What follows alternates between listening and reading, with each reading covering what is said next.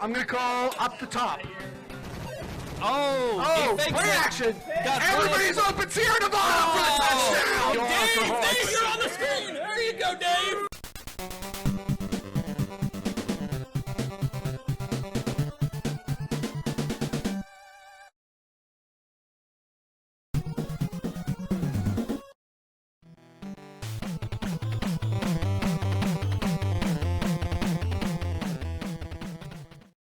Welcome to a special Thursday night football. We are in week 15 of this season 5, the Chocobo season, here in TFO.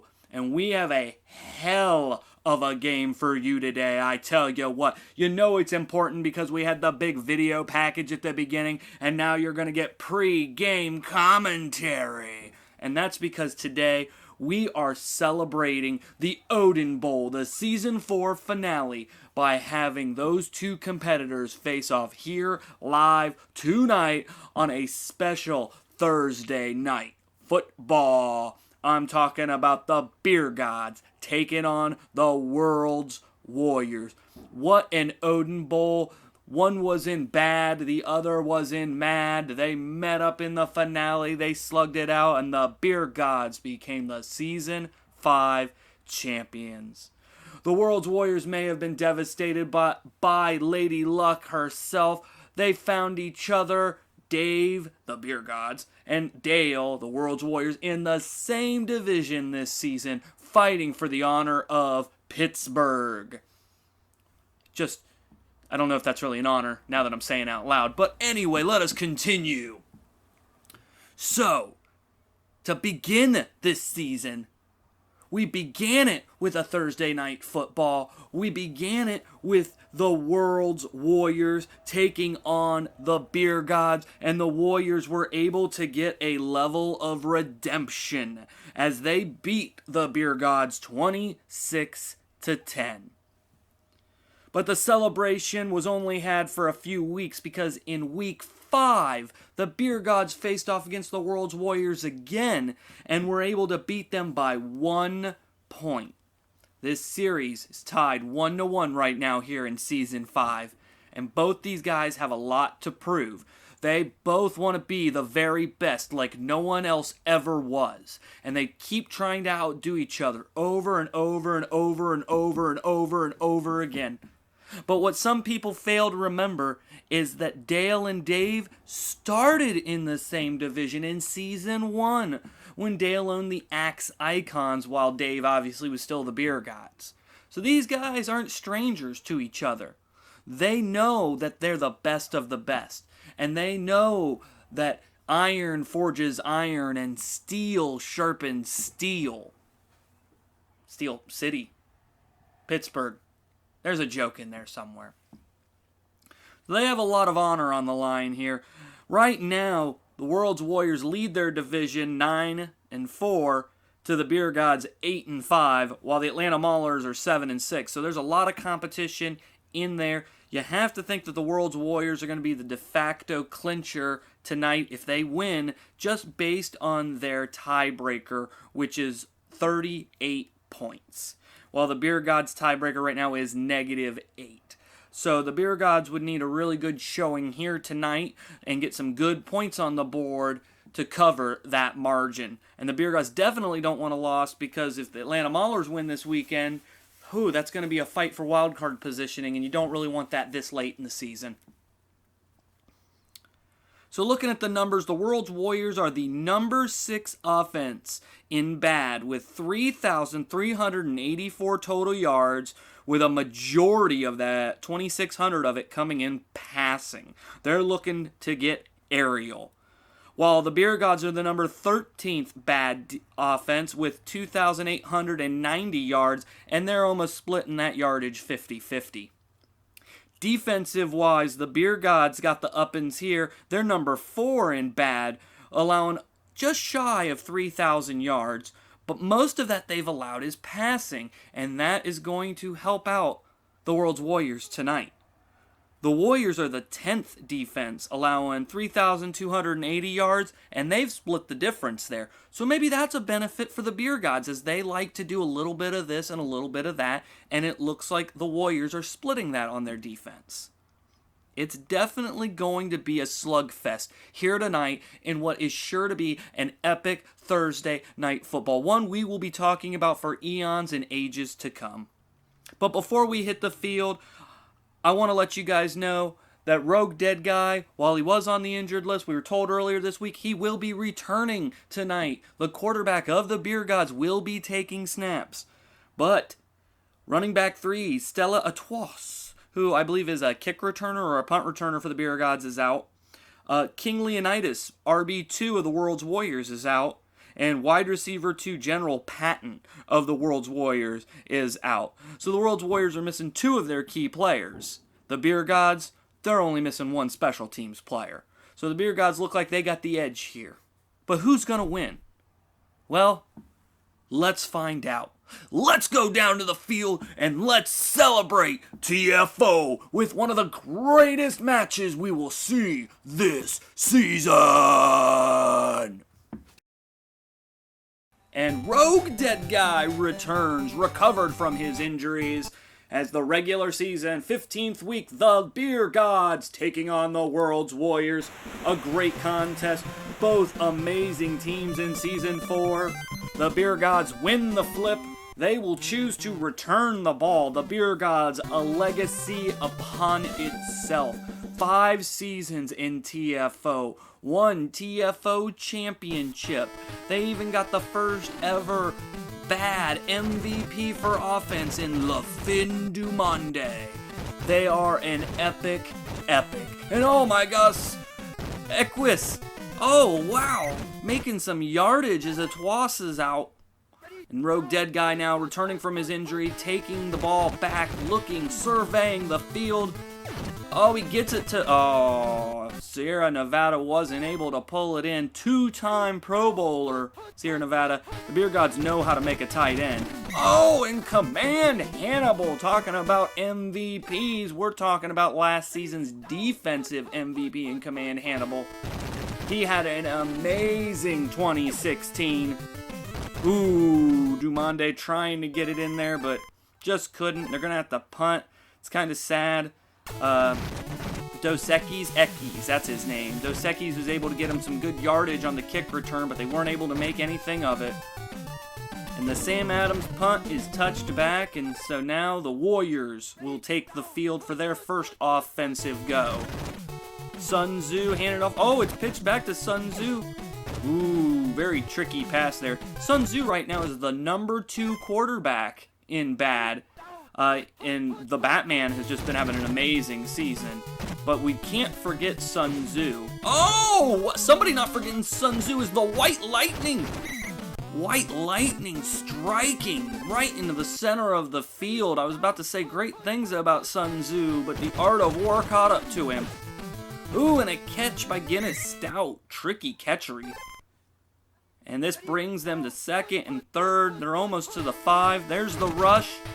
And Alexander the Great. How great has he been this season? He will definitely be a TFO legend in history. He's going to break the record for sacks. It's just amazing. He's already broken it. He's just adding to that.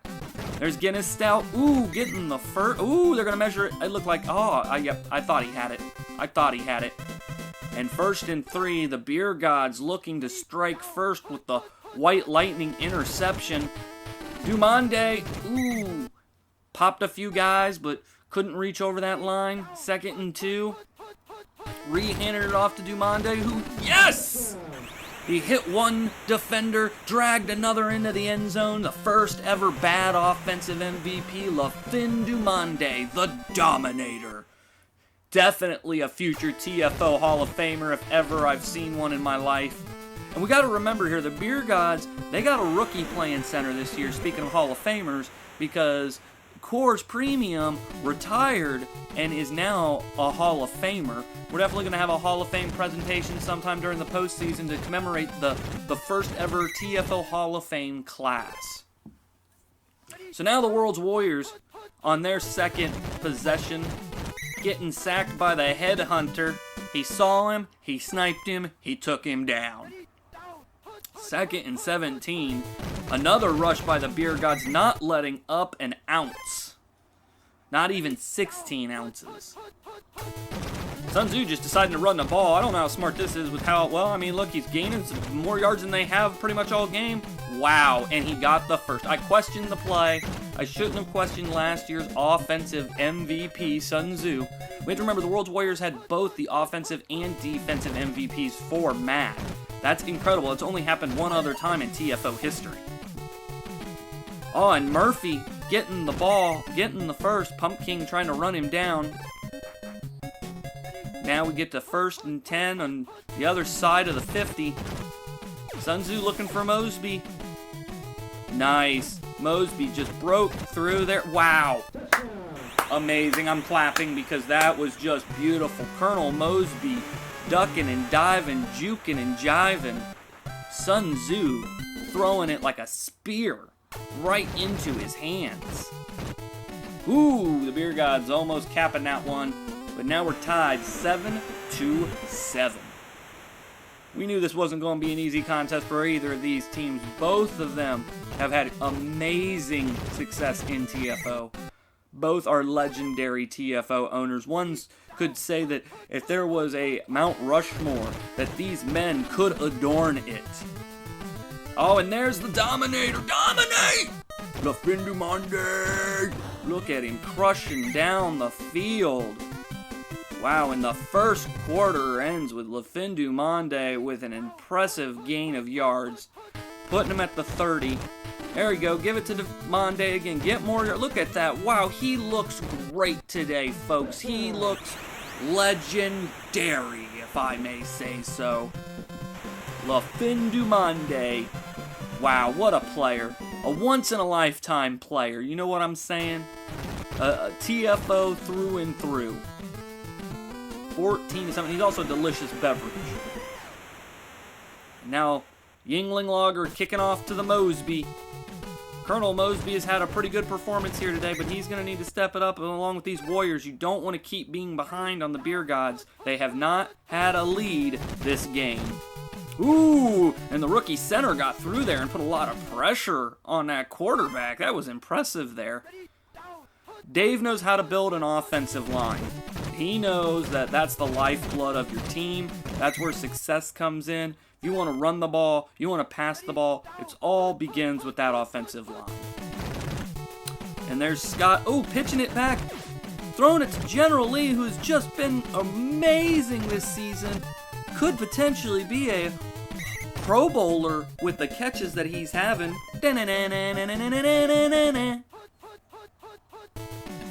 Sun Tzu back for the pass. Ooh, but the ST Pumpkin right in his face.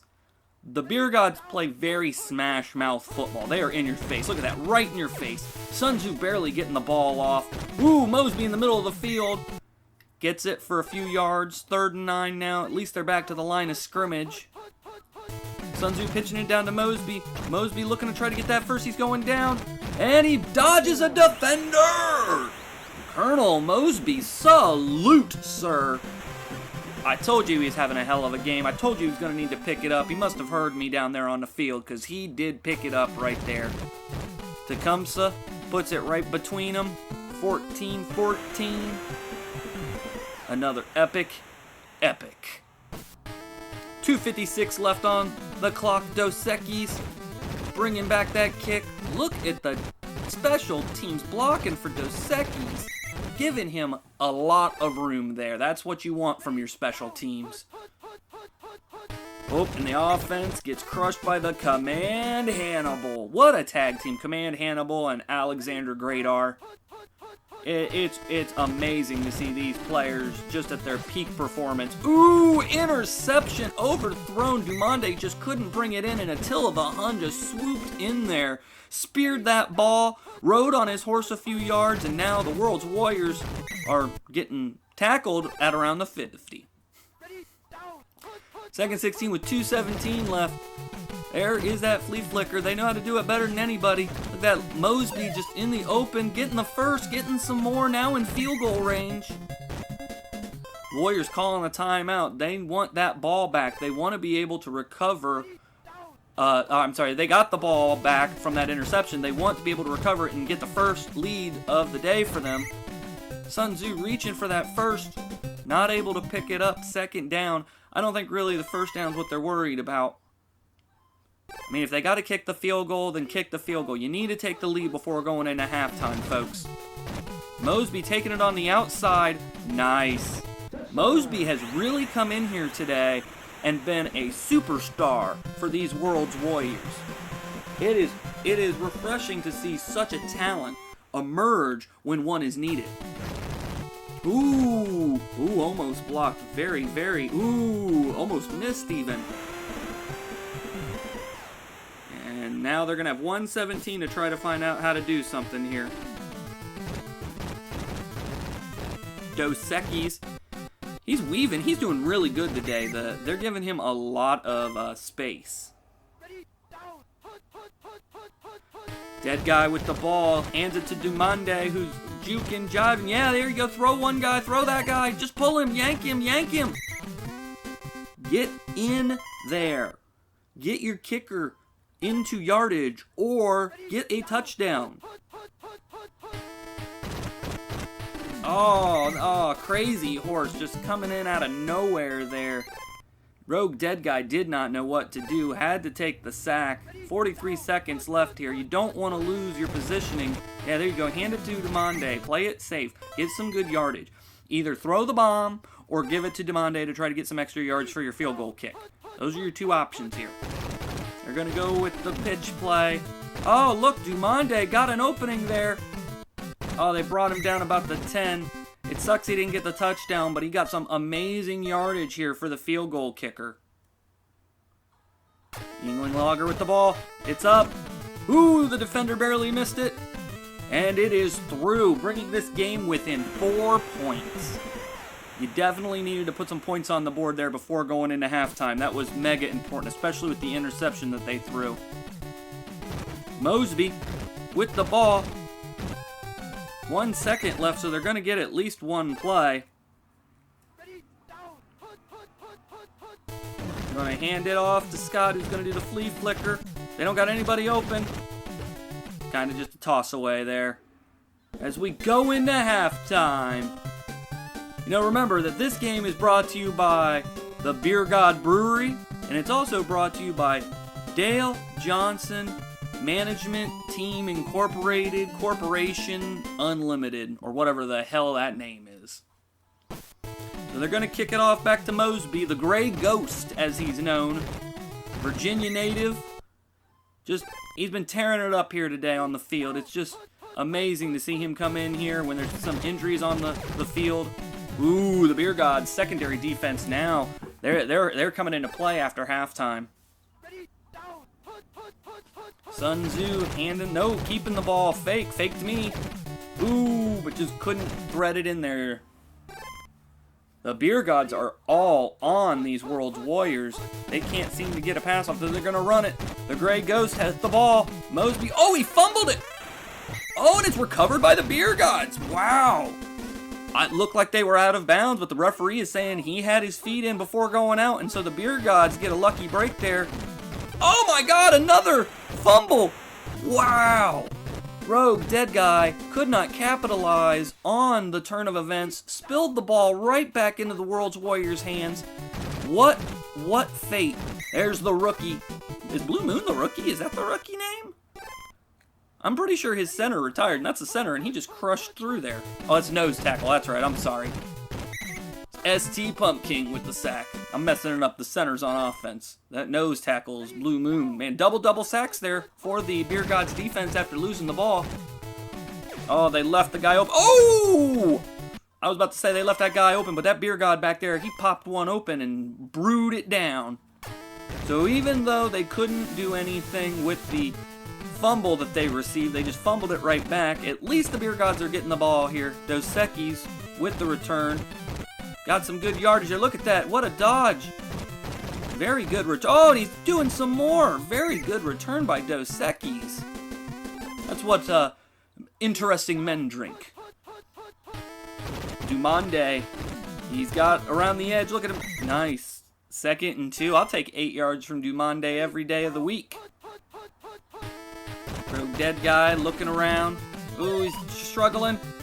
He's battling as many warriors as he can off, but finally Commander Hannibal is just too much for him. 3rd and 13. A defensive battle this has been this second half. Commander Hannibal with another sack. Just adding to his total. Trying to catch Alexander the Great. What kind of competition are those boys having this season, right? Who can be the monster of men, right? I mean, it definitely looks like the World's Warriors has a shot to recapture that defensive MVP that they won last season. They could go back-to-back, which would be definite impressive. Robert Lee with the long catch. The secondary just not being able to get the speed out there to catch him, but they were able to contain him before he could go any further, at least. There's the oh, an interception. Wow, White Lightning 2 times tonight, striking right there in the middle of the field. White Lightning keeping him in his, oh man, Command Hannibal. That offensive line is shredded this season, you know what I'm saying? But it's been doing an admirable job tonight. Oh, they got it to the Dumande, the Dominator. He just pulls forward, but just can't get much forward as we go into the 4th. The Beergods down by 4. No score in the 3rd quarter at all. Long 3rd down. He's got some options. He's throwing up top. What a catch! Elliott Ness wide open, trying to break free. Takes him down. They're in the Evil Dave zone. Does that count on offense, the EDZ? Or is that just a defensive thing? I'm not sure. But Sierra Nevada, 2-time Pro Bowler, amazing tight end, one of the best we've ever had in TFO. Like I said before, Dave knows how to make a tight end. A lot of you don't. Look at Dave. Dave's trying to look for that end zone, but he's getting tackled. Ooh. And Africanus, Scorpio, the Scorpion King, takes him down. Rogue dead guy surveying the field. He's got some open men. He's throwing up top. Overthrown. 3rd and 12. Nail biting here. They want to be in that end zone. Oh, they're getting rushed. He got the ball off. But he just got tackled. 4th and 6. They're going to go for it. Ballsy play here by the Beergods. They don't want just 4 points. Oh, and Alexander the Great wasted no time there. Oh, wow, and a dirty play as Rogue Dead Guy goes down. Wow. They had all the steam in the world there, and just, what a sack. Heineken is coming in, but, I mean, he's sitting on the bench right now because the World's Warriors are taking the ball at the 10. And there's Sun Tzu getting some yards, making the 1st.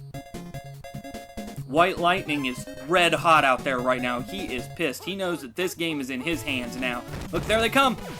Oh, what did I just say? Oh, that's arrogant bastard. He wanted in on the action. Oh, and if the offense can't score, fuck it. Defense touchdown. Holy shit.